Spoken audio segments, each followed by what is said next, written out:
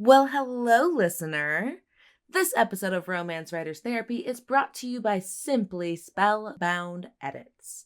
Kate and I have both worked with Heather at Simply Spellbound Edit on multiple manuscripts, and we continue to do so. So if you are looking for an editor, we definitely suggest taking a look at Heather. You can reach her at heather@simplyspellboundedits.com. You can check out her website at simplyspellboundedits.com. Or you can find her on Instagram, which is the way I talk to her the most. So, listener, happy editing, happy writing, and we're on with the show.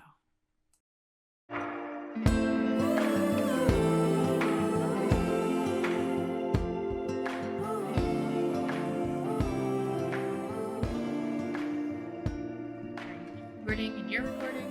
I'm recording. Are you recording? Recording. Whoop whoop. Listener, are you listening? Are you listening, listener? You should be recording. Oh, you should. Listener, why aren't you recording? Record your observations, like a DVD, journal. like special commentary. Oh only my instead God. of us doing the commentary on it, you are doing the commentary on it. Yes. Yes. Oh my God. So, Kate, how you doing? Fanfic your way into the canon. Oh my gosh, that is so funny. What a very niche thing to do of you, listener. Right? Kind of weird, honestly. Honestly. I don't know if I want to hang out with you. we're already rather niche. You're lucky enough to have found us. It would be really niching down on that. Yeah. But okay, I'm Marty B. That's Kate Pryor. And Hi. This is Romance Writers Therapy. How are Woo! you doing, Marty? I'm good. I'm good. How are you? I'm all right. You know how I've been. I'm kind of on like the downswing creatively. You know, I'm working on putting my book out and getting it all the places, doing all the marketing. But I did a lot of marketing ahead of time, so it's kind of a lot of just last minute fixes and kind of waiting out here and doing nothing, twiddling my thumbs. Yeah. Do you feel like you're finding like rest in that time? I'm trying. Okay. I'm doing this thing where like I keep flip-flopping through like the same 3 video games. I just open one, I play it for 10 minutes, I close it, and then I open a different one. That is so restless. And I'm just going in a circle. I'm like pacing my cage, you know? Dude, that is fantastic, like, metaphor for what you just said. Oh, it is not mine. There's like this Tumblr post from forever ago that was like, if you find yourself reopening the same 3 apps over and over and over again, you're like a tiger in its enclosure without enough enrichment. You need more enrichment. That is so interesting. Right? Yeah. And like it's just the challenge is always like identifying when I'm doing this. Yeah. So I am like 4,000 words away from having this novella completed. Right? Oh my God, what a move. The novella that will never end. And Truly. I'm in a position where I am like so like I am happy and satisfied with how it's ending, but it doesn't feel inspirational. Does that make sense? Like You say I don't feel inspirational, like I maybe don't you feel do need to expand on that. Okay. I don't feel like I am feeling inspired to write. I feel like I know what to write down to get to the end. And I don't know how much of this is just part of my process, that at this point in writing the book, I already know what needs to happen to get to the end. And how much of this is like I have this like concern that just because it could end this way doesn't mean it should end this way.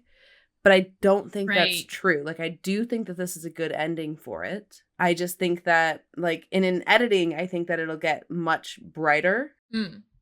But right now, it's just getting it done. It's not even that angsty, which I think is also really good for the story. But typically, at this point in the book, I'm like, everyone's wallowing and real sad. And, like, the part of me that loves writing that is, like, eating it up, right? I don't have that. So I think there's just a couple different elements to it that are like challenging me. Do you feel I don't know. What's up? Erasing the words on the whiteboard of my brain. Okay. Because at first I was gonna ask, do you feel like you're conflict avoidant? And then you were like, no, you went on to say that you love writing conflict and angst. I usually do. Yeah. So then I was like, wait, no, that's not a good question to ask then, because you just answered it. Yeah, I usually really like writing things going upside down for my characters. Usually brings me a lot of joy. Something I always struggle with when I get to that point is kind of like, sometimes there are things that feel like a little bit they're set up in the premise that they are promised to the reader, that these things will happen, that this is how the chips will fall. And sometimes I feel like that's such a cliche way, or that's been done a million times, or I don't feel like I have anything to add to that conversation, and I don't want it to become that, you know? Well, I think there was a way for this to end that would have been really kind of traumatic for the character. Okay, all at right. least for one of them, probably both of them, right? And I decided to not go in that direction because I honestly don't want to hurt them that bad. Like, I don't think that in the size of the book I'm writing that kind of payoff is necessary or like really serves the story, and it will just serve to make the reader uncomfortable. And so I took it in a different direction that still like reflects a lot of those themes, but keeps a bit more control in the character's lap. I don't think that was a bad choice. I can change it if, like, you know, input comes in that like there's not enough stress or there's a better way to take it, but I don't think I have to do that right now. Does that make sense? Right now I don't feel that's the right way to go. This is a internal conflict that I come across a lot, constantly fighting between this idea that I want to write a book where fun, silly things happen, that the entire ride is just a hilarious, you know, you're just laughing your head off, you're like, this whole world is ridiculous and I want to stay here, you know, it's a fun time. But then like I also have this other mood that I want to stab things and make people cry. You know? And it's two different people at the helm, man. To this, right? And attached to that idea is kind of this larger notion that's kind of been built up my whole life, that things need to read like classical literature. They need to read like literary fiction, you know? It needs to have something unique and original, and it can't just be silly and fun all the time, and you have to be gritty to have like worth, you know, literary in like absolutely. And I try so hard. These two things are so at odds with another, and like stop me if this is not at all what you were trying to say before. It isn't. Do you want to keep on following this down that trail, or? Well, so to me, what you were saying kind of sounded like this feeling, and this is how I've kind of not vocalized, but intellectualized these feelings. What I think is happening right now for me is that because the way my brain works, I'm kind of always telling myself the story. And so by the time I get to the end, I have figured out the story and what directions it's going. And so I feel less inspired to write it. And I really have to just like go through the motions because like I'm no longer telling myself the story. I know it. The act of finishing it is kind of tired because it's not surprising to you. Yeah. Yeah. And it's okay. Like, I'm going to be fine. I'm going to get the book written and done. And then I'll send it off and see if like any changes have to be made to the ending. But like, I think that's why I find myself in this position at the end of every book. Is I just, if not for the fact that I want to actually publish these books, I would just walk away from it. Right? Like I'm just, I know it now, and just be done. Right?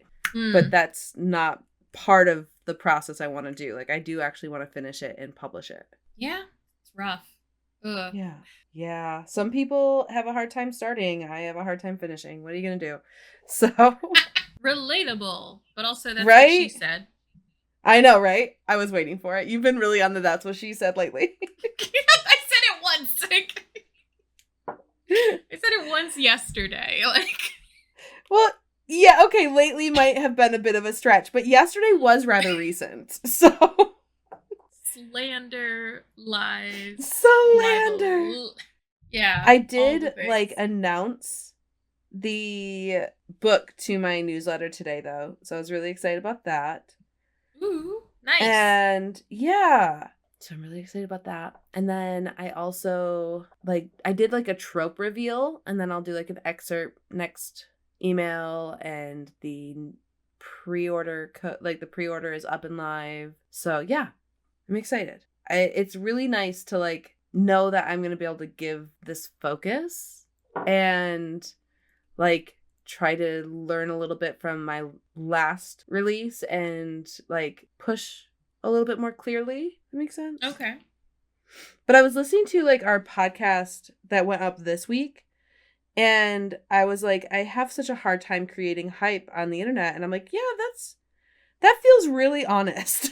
Like, that feels like a very true statement. And so I'm wondering, like, what's my workaround there? Or like, what do I have to embrace to like do a better job of that? Does that make sense? Something I think is like affecting me there is like that my readership is still rather small. And so like I'm doing my best to build hype, but I don't have, I have like 12 people that I interact with regularly, right? Or, 12 is probably the wrong number, but you get my point, right? Like, right. Like, the same faces. You feel exactly. Like it's just the same few people. Yeah. And like, man, I appreciate them, but like, it's almost like, I don't know how to introduce myself to new people online. Big feeling. I feel that constantly. Yeah. I think really the only way to introduce yourself to more people online is you need to interact with other people on their posts. Yeah. You need to comment on that. Like, it's really, I struggle with this because I have a hard time giving people compliments even when they fully deserve them. There's this like nasty competitiveness like deep down in my soul that I've tried so hard to crush, and it just continues to persevere, and it kind of holds my tongue on a lot of like nice things I could say to people about like how they're doing. And I always feel so terrible about it because I want to say nice things to people. You want them to feel good about themselves. I think that's how you make friends, like you give people room to be their most true self, and then you, in theory, you're enjoying their most true self, Yeah. If you're not, then you're clearly not friends. Like, I feel that I have like an opposite problem, right? Yeah. Yeah, where like I'll come off too complimentary because like I'm being honest, right? Like I am this enthusiastic about what I'm seeing you doing. I am this enthusiastic about how well I think you did, like all of that, and people think it's disingenuous. And I've received that input my entire life, like, and so I feel like sometimes I'll come off in in a way that like puts people off from interacting with me because of that. And like, it's okay, right? Like, it's okay. I'm thinking specifically of like a recent situation that happened where like I saw somebody doing something, I got really excited, and I like reached out to them and like told them like very energetically, like, I am so excited about you doing this. I think it's a great idea. I absolutely love it. Let me know if I can help.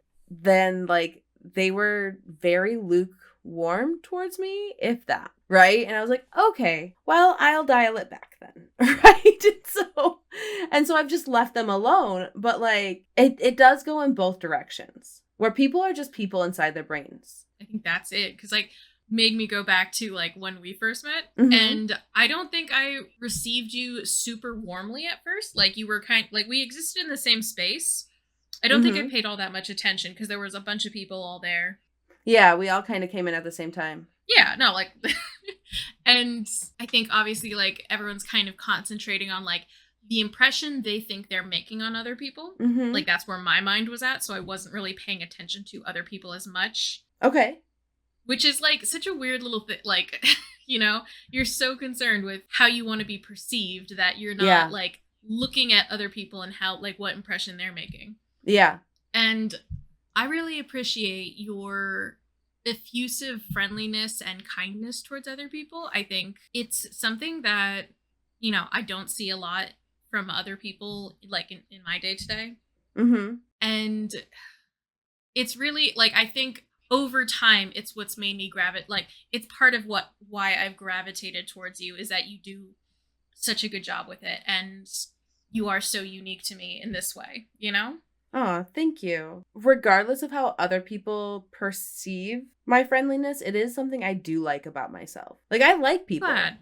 I do like to make them feel good, right? Like, and so like if this person never talks to me again, that's okay. We aren't meant to be friends.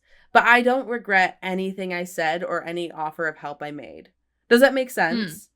Yeah. I think I have a lot of trust in my ability to read people, like even online and offline. I have never been burnt by being nice, right? Like I am still very much in control over the nice I give. Hmm. And so if someone shows their colors and it's not a safe place for me to be kind to them, like I will just turn off the nice and I am strictly polite, right? Yeah, and I've seen it happen in person. Have you really? Oh, that Yeah, at guy. the Right. the guy at the concert. That's so funny.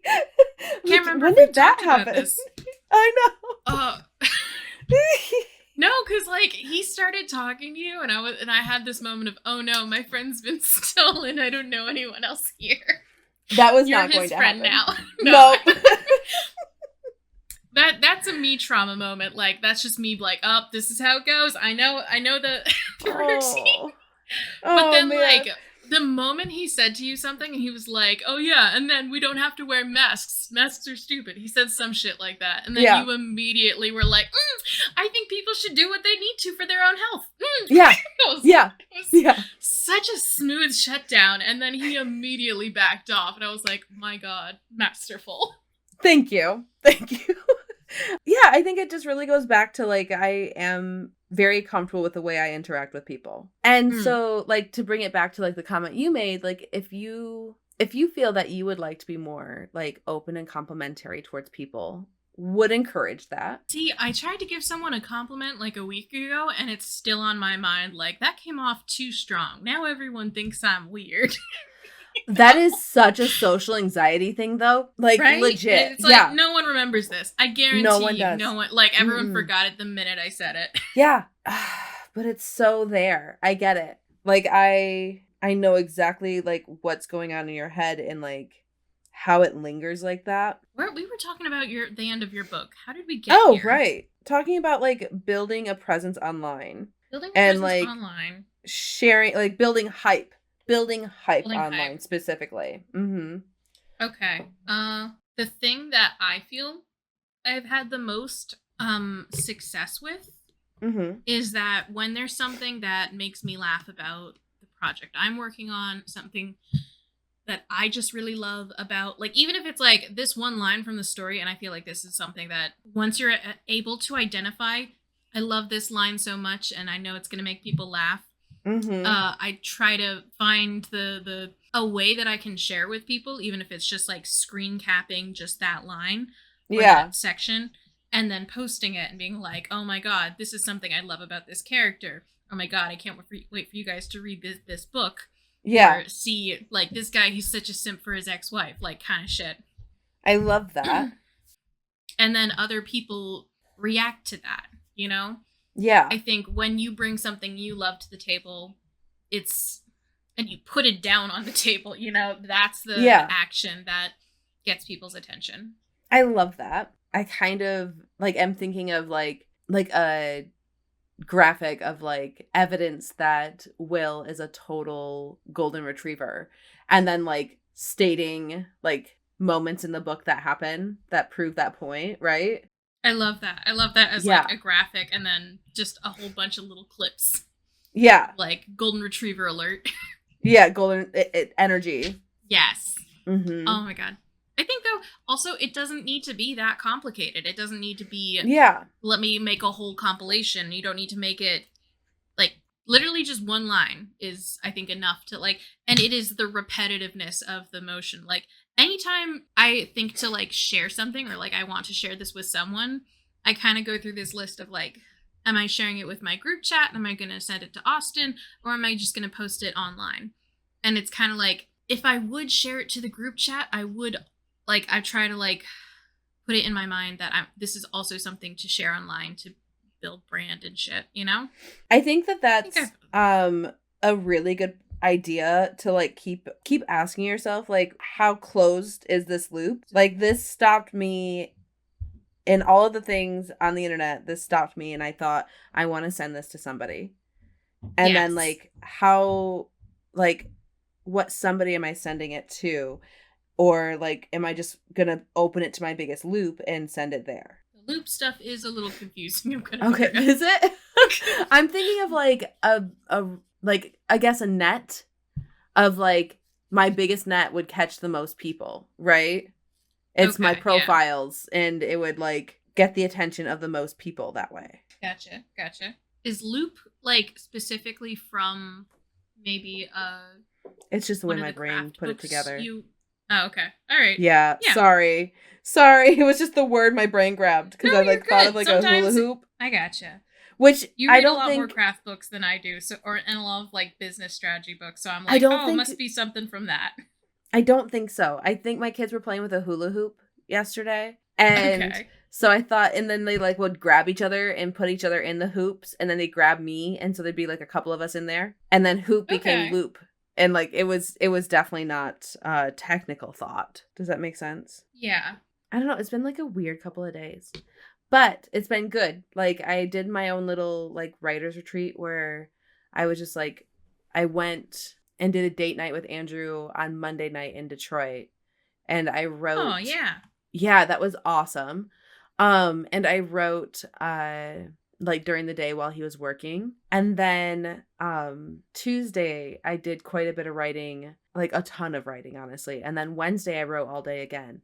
And like, it was very good. Like, I wanted to have the book done, and it's not, but it's still like, it will be done this week. And it was really good because like, I would be writing, and then I'd get to a point in the scene and I'd get stopped, and so I'd flip to another scene that I was also working on, write on that, get to a point where I was stopped, and then I'd just go play Stardew for 30 minutes, and then I'd come back to it and I'd just start writing again. And it was like the most stress-free like mass writing I've ever done, where it was just like, okay, I'm stopped, I'm gonna go do something else. And like, because I even stopped a couple times on the way home, got some juice and sat and wrote, and then I had to charge, and so I stopped and did that. And like, it was just very stress-free, no pressure. Like, as soon as I got to a point where my brain didn't know what it wanted to do next, I would just stop and then just go do something else. It was a very ideal situation. Sounds nice. I'm glad you did that.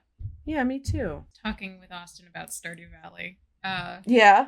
I don't know, because he said you haven't played Stardew Valley in a long time, and I was like, yeah, I don't play that game unless I'm like going through some shit.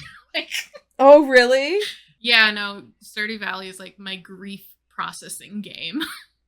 That's really interesting because I played it when I was processing grief as well. It's just like, it's so, I guess, no, I played Minecraft at that time, but I wouldn't choose to do that again. Minecraft really isn't for me.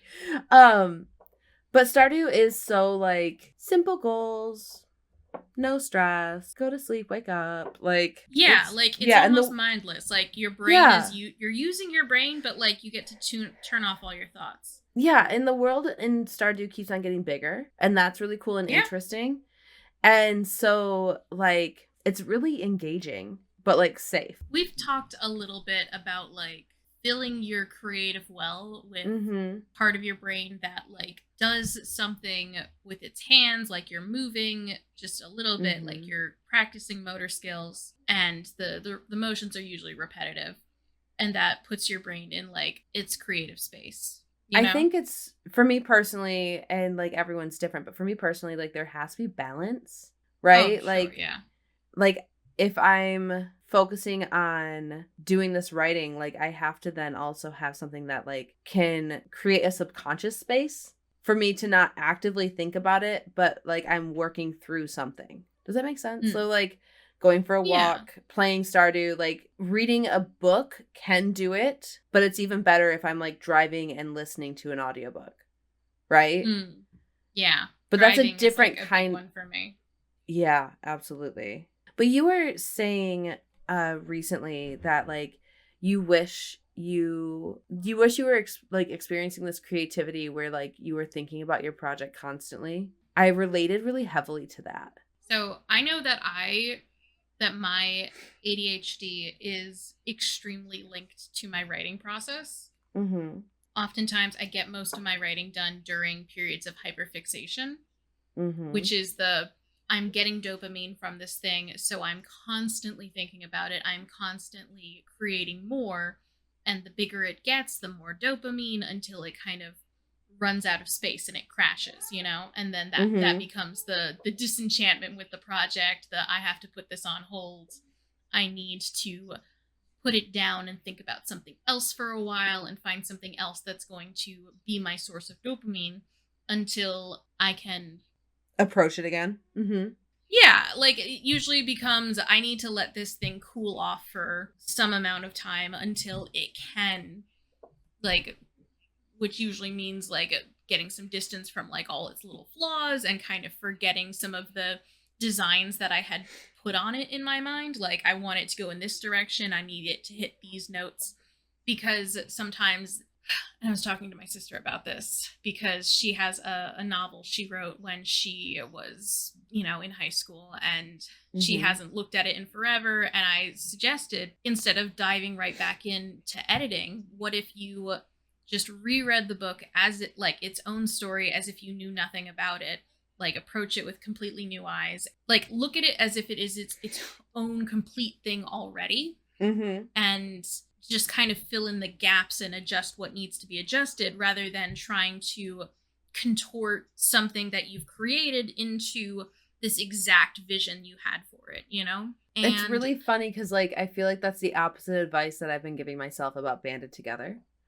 Where, instead of, like, reading it and looking at it as it is, I'm like, I should completely rewrite it and just steal what I can. I feel that. That's such a big mood. Yeah. I have the number of carcasses of old projects that, like, I will go in and I will snip a paragraph out of it and I'll put it in my, like, some kind of carrion crow. Yeah. Yeah. And it feels like cheating a little bit, even though these are all words that I 100% wrote myself. Like, it's not stealing. It's reallocating. Not. But well, and like, I would still be creating a story around Miles and Cece. I just would be recreating the plot around them. So, like, a lot of it would still work within that same story. It would just be a better book, right? Well, like, I think there's this idea, like, when people talk about art and, like, drawing and painting, there's this thing that, like, it took me a while to kind of wrap my head around. Like, so there's a couple of things here that I'm gonna go through. I'm sorry I'm all over the place this episode. That's okay. I feel the same way. People sometimes would ask me because I've been drawing since the 6th grade, and I wasn't good at it in 6th grade, believe me. I honestly could not put my finger on it when I actually started to get good at it, because I was bad for a while. Just a lot of blind confidence. But, like, isn't that the truth about, like, every aspect of art? Oh, absolutely. Right? Like, I think you have to start off bad and think you're amazing. Absolutely. And, like, you do have some natural aptitude for, like, where you are at in the, like, learning process. But, like, I can have talent at something, but if I don't have, like, any drive to continue working on it, I will never reach actual potential. I'll never hit that threshold. And I think receiving compliments on a thing, or gassing yourself up and being like, I'm so good at this is so amazing, is what drives, like, builds up drive, Absolutely. And then other people telling me that I'm good at it really affects that as well. Oh, because the external validation validates the internal validation that you've been giving yourself. So this is the double boost there. Yeah, absolutely. So the comment I would constantly get, and I get it from adults a lot of the time too, it was, do you see the picture in your head before you draw it? And I was kind of like, what does that mean? And don't know how to pronounce this word. I think it's aphantasia, elephantasia. Okay. Yeah. Sound it out, listener. Type it into Google. Maybe you'll get it. Figure out what I'm talking about.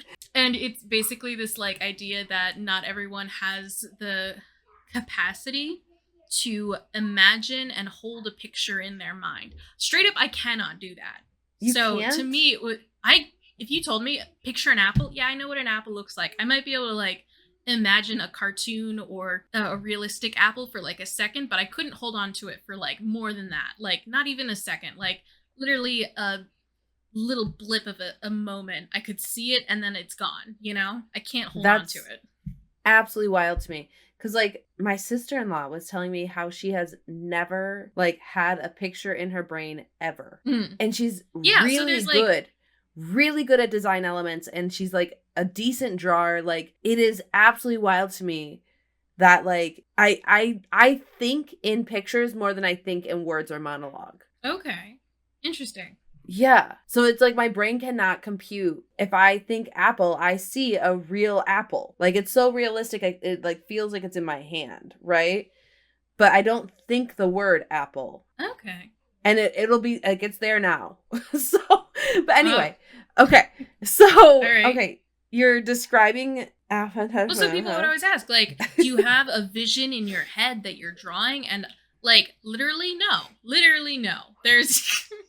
It's like you're putting one line down after another and you're just kind of like, well, that was a good line. I don't know. I don't like that line. Oh, that was a good line. I don't know how I did it.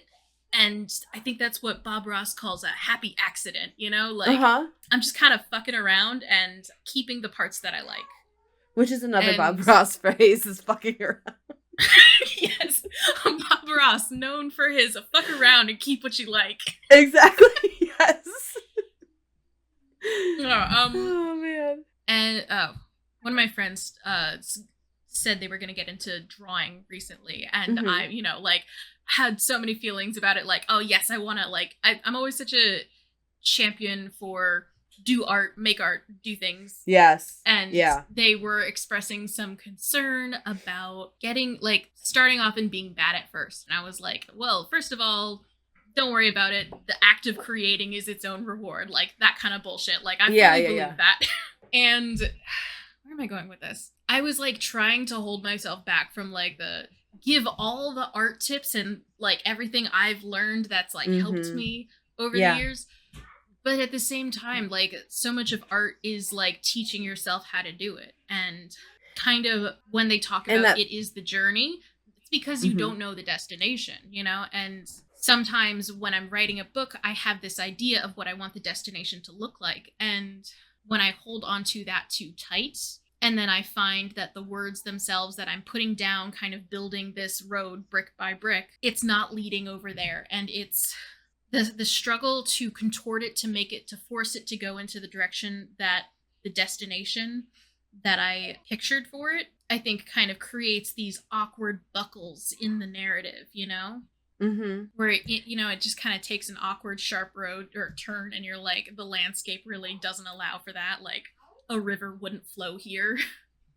That's like interesting. That. Yeah. I was talking to a friend recently, and she had like this idea for a story that by nature and like by her intent was supposed to be really steamy, right? Okay. And then she was like, hey, I've been working on this, and it turns out I don't like writing those scenes, right? And I was like, well, it's very much up to you. Like, what is your intent with this story, right? Like, if your intent is to just write it for your own enjoyment, then only write the scenes you want to write. Fade to black. Don't write, like, it's fine, right? And I was like, if your intent is to put those, like, to publish this and you want to hit that market, then yeah, you have to find a way around it. But like, I think that that's another part of like approaching any artistic endeavor is like, what is your intent with it? Particularly like if it's your first book or your first drawing, like chances are you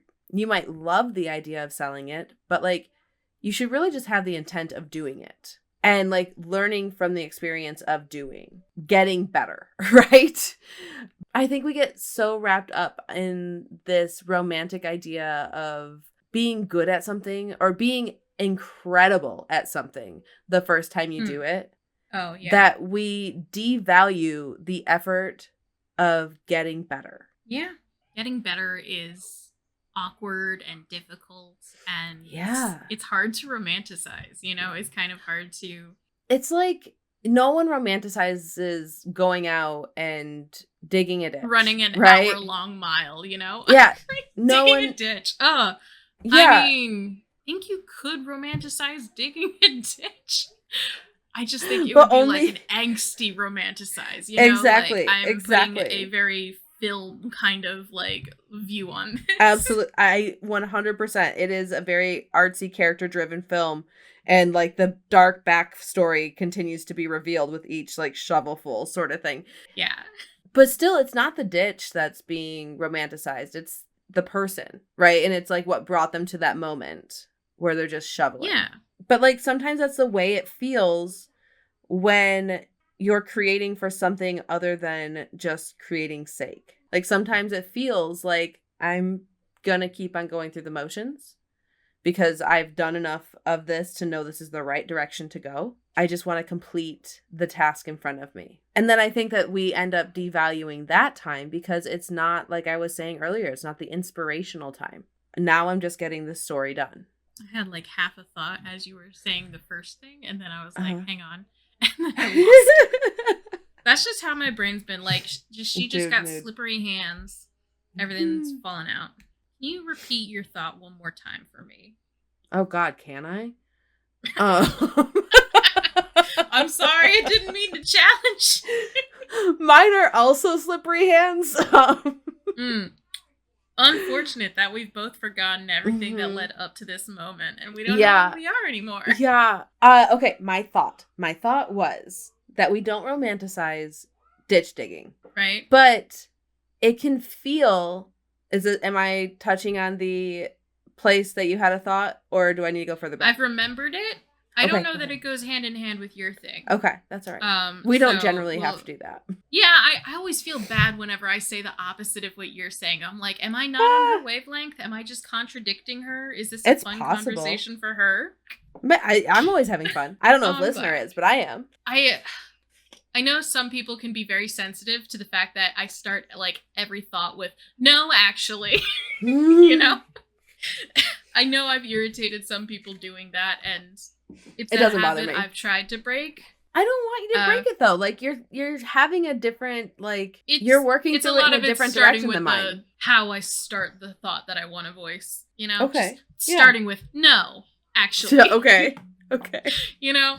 It's rude and I don't want to do it. The thought that I was trying to hold on to earlier was, it's happened a couple of times that while I'm writing, I've kind of realized I'm writing a thing that doesn't really align with my values, or it doesn't align with a opinion that I have expressed before, and like I'm not writing the book that I want to read. Like, or I'm doing a thing that I would fucking rip someone to shreds for in a review. Okay. Theoretically. I don't Yeah, no, because you don't do reviews. If I did reviews. Like, this is what I would bitch to you about. Like, if I was reading this in a book. Like, don't care for that trope. Don't care for that line. But, like, in the writing, it feels like it makes sense and it belongs. But then I'll be like, but I don't like it when people do XYZ or say XYZ. And I kind of have this moment of, like, because it feels like it's just kind of happening naturally. And I'm like, is it because this is a crutch and I'm using it? And I don't like that I'm leaning too hard into it instead of coming up with something better. I don't know. Like, I have all these kind of, like, nebulous, wobbly thoughts. Like, yeah, it's almost like you don't like this story or this plot device, but it's been repeated so much that it's now very intuitive to use. Sometimes, yeah. Or, like, a character does or says something that you're like, in anyone else's work, you'd roll your eyes. But it's still something that has, like, internalized in a way. And it's still a lever you know how to pull. And so, like, I see what you're saying. I think if it's something you don't like, you don't want to have written it, or you don't want to write in that direction, then I think it's worth pausing and thinking about, like, how it could go differently. But if it's, like, a situation where you don't like it, but when it's done in a way that you could enjoy it, it works. Like, it's almost like a challenge. I don't like it when it's done this way, but I like it when it's done that way, right? Then I think, again, that's totally fine. I'm thinking of, like, when you wrote a bit of a meta story, and you particularly don't like meta moments in stories. I hate meta shit. Oh my god. Yeah. I know. I don't even know what story you're talking about, but, like, It's a You've cheap mentioned this. tactic. I hate that I do it. I don't think it's cheap though. I think that's that like ingrained like someone must have given you a lesson at some point that would like have you internalize this that way. Cuz I don't think it's cheap, and I think that like, I think it's one thing if like if it's the only device being used and that you're hanging the entire story on this meta moment or like this meta technique, then it could be cheap. But I think if it's an element, it can enrich. Does that make sense? Like I personally don't dislike when a character is like an author in a book. And I know that's something that like does bug you.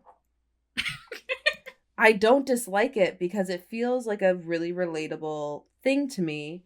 And also like a lot of readers are writers, and a lot of readers like to think about what it is to write, right?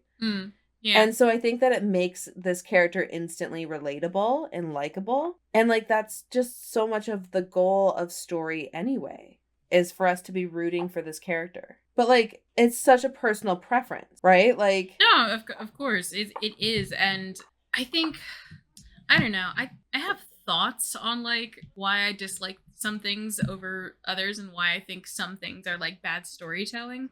But it is like one of those things I'm constantly going back to and like, why do I think this is good? You know, like, you look at all the movies you really enjoyed in your childhood and then you watch one and you go, oh, I thought this was good because I had never been exposed to other stories before. And this is, it doesn't hold up in any quality way like now that I'm an adult who like understands story structure. And like, I only enjoyed this because I was a kid and it was bright colors and like whatever.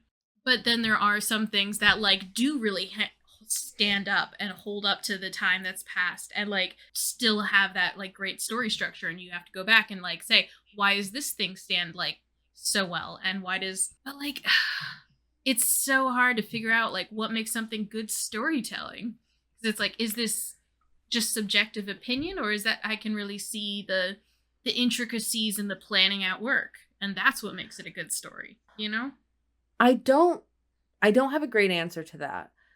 I know. I don't think there is an answer, yeah, honestly. Because I think it is rather subjective. And I think also like I can dislike a story, but I can see that it was well done. And those are two different experiences, right? Like I can also really love a story and see that it was not well done, but it still like drew me in and I was still super engaged and I very much enjoyed it, right? Like I recently watched She's All That, and I remember when I watched it in my early 20s, and I had like loved it. Was my favorite movie in my like preteen, not preteen, but like my early teenage, right? Loved it. Loved that movie. Maybe it was preteen. Lordy. Anyway, moving on. In my early 20s when I watched it, I was like, wow, man, have I grown, right? Like I was so like elitist in my opinion of it. But then I watched it just a couple months ago and I was like, this is so much fun. Like this is so much fun. It doesn't have to be an amazing movie. It is tropey and engaging, and like I'm so into it for no other reason than like the fun of it. And I think that that's also like a very like in my personal like life experience, the ups and downs of like how I take in media. I think there's, in what I've come to for like my personal, what makes a good story, because it definitely used to be, and it kind of, I keep it keeps rising itself out of the grave, and I keep having to like squash it. This thought that it has to say something profound. Keep trying to squash this. I don't like this. That this is like one of my internal requirements. For me, what I've kind of whittled it down to is it needs to elicit an emotion. Yeah. And it has to be the emotion that it intended to elicit. That's kind of like that. On there. I think if you accidentally get some like pull an emotion from people, maybe you're not as good a storyteller as you think you are, but that doesn't mean the media itself can't be great. This is a whole other like video essay I want to make. I could go on and on about like pieces of art that have kind of been misinterpreted, and it's like, is that on the creator of the art to have gotten their thoughts across better, you know, to be clearer, you know, like Fight Club, you know. Why like Fight Club? Oh, it's like a whole thing. Fight Club is notoriously misinterpreted as like a sort of machismo rallying Very cry interesting. and like Yep. very Yep. toxic Mm-hmm. masculinity being celebrated, but it's not. It's a It's not. satirical kind of examination of these Mm-hmm. things. And Yeah. like it's I am not brushed up on Fight Club currently, but like that's like the whole big thing is I wouldn't be able to it speak yeah. to the book at all. I've only watched the movie. I do remember when it came out, it being very simplified as like grotesque violence. And like, yes, that does play a part in the storytelling. The overarching message of the story is completely different than that, right? And so I Yeah, see what so you're like it saying. becomes Yeah. this like, is it the fault of the creator that they weren't clearer in what they were trying to show, or is it on the audience for like widely like misinterpreting something, or Mm-hmm. you know, like there's all these like little questions. This is a whole other topic I mean, that we're now getting okay, into.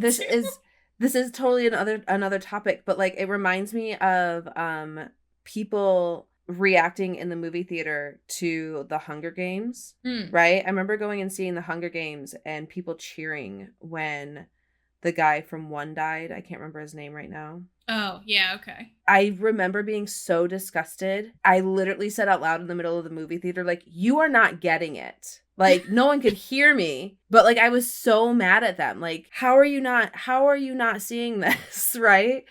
And so, but like I think that's a very good point of like, but like could the director, could the story have made that point any clearer without being like, and that, my dear reader, is why we don't kill Right, kids, like right? the whole line between spoon feeding someone and being Yes. clear enough and being like an obfuscating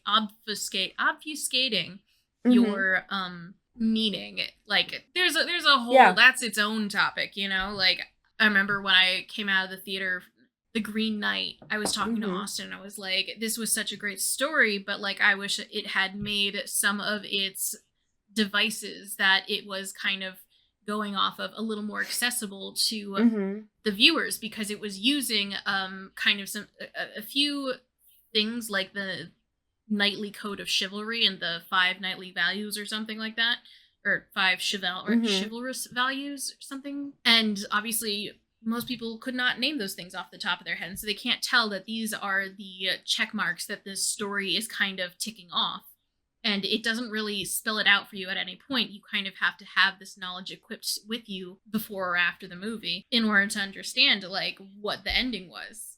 So at the time I was kind of pushing forward this idea that like, hey, they should have spelled it out more so that it would be accessible to the audience. Mm-hmm. But at the same time, isn't there something so nice about being able to be on the in joke, you know? Like you Yeah. know, like there's something so nice about, like, so I don't want to attach the idea that you have to spoon feed your audience or you have to be completely understood by your audience. Like I don't want to fully attach it, but like I think the idea of if you can elicit emotion, then you've done your job as in creating a story. I like And that. if it's the emotion that you wanted to, you know, extra bonus points. Yeah, no joke. If it's not the like this could go wrong. Like this isn't a perfect like meter for what makes a good Uh-huh. story. You know, it's just kind of like where I'm trying to put my duck eggs. I don't know. Okay, so for one thing, I think you have to get off the call, right? I do. I am Okay. actually a little bit late for my meeting. I I was gonna I say. will I'll finish and give a piece of writing advice and then send this your way. Okay? All right, sounds good. Okay. Bye, listener. Bye. Love you, Kate. Bye. Bye. Bye. Hello, listener. It is just you and me now. I want to give a piece of writing advice, and it's going to like kind of piggyback on what Kate was just saying, because I've been seeing right now Ryan Reynolds has a movie coming out. It's a Deadpool Wolverine, right? And he's doing like the press junket. And he has made this observation a couple times, and I really like it, about you know, sometimes in creating something, you start to overproduce when what you really have to do is go back to character. And so was talking about something he's been like in where it got overproduced. The story got like, instead of going back to the characters and enriching them and creating the story around them, they were throwing in all these like extra effects. But I still think that the advice is applicable to us as writers, in that when we see ourselves taking twists and turns that maybe don't feel natural to the story, like take a step back and look at your characters and think about how you could enrich the connection with them, and think about how you could bring them more life on the page. Anyway, that's my piece of writing advice. You can find Kate at by Kate Pryor, like everywhere, but you know, she's not always everywhere. She's definitely on Instagram. Find her there. You can sign up for her newsletter at kate-pryor.com. And you can find me at Marty the Author on Instagram and TikTok. And you can sign up for my newsletter at martyv.com. Hey, Isn't Elijah Find Out is out. And Accidentally Under Your Tree is available for pre-order. And it's a Christmas novella and it's awesome. And then also, listener, if you so decided to do a review and post it of our cute little podcast, my goodness, we would just love that. We would just love it, you know? Anyway, you're awesome, listener. We appreciate you. We'll talk to you later. Bye.